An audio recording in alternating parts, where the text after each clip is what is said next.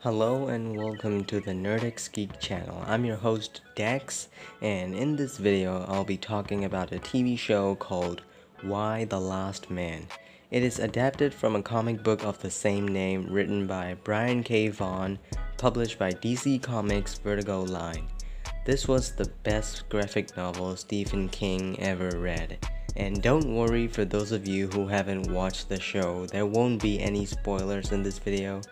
Now let's dive into the video.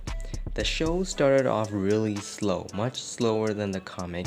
If you read the synopsis of the show, then you'd know that every single man with the Y chromosome dies.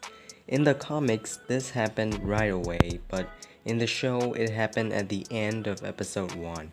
It goes into that in the rest of the episodes. But as you keep watching them, you grow on this adaptation, and the episodes do get better. Well, at least it got better for me, especially the last couple episodes were pretty damn good. The characters were written well. They made it clear whether a character is an unlikable one or a likable one. Although there are some issues with the show that I'm not gonna get into because they're in the spoiler territory.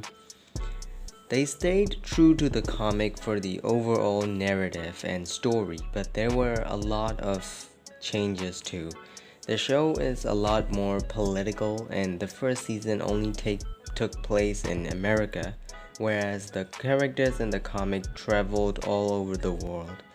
I liked some of the changes from the comics, but there are also some changes I did not like. The casting was perfect though. The actors were great at bringing the comic book characters to life, especially the main trio, Ben Schnetzer as Yorick Brown, Ashley Romans as 355, Diana Bang as Allison Mann, and last but not least, Ampersand, the Capuchin Monkey. They were very comic accurate. There were a few changes to 355 that we didn't see in the comics, but they were fine. The first season ended with a cliffhanger, and I feel like if this show went on for more seasons, they could fully adapt the chemistry between the main characters from the comics. Too bad the show was cancelled. I really hope they get picked up by Hulu or Netflix or some other streaming platform.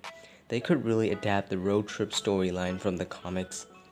The cinematography is amazing, and they really nailed the aesthetics of the comics. The surrounding the vibe, like if you'd know if you watch the Walking Dead TV show, and it's got the vibes of it.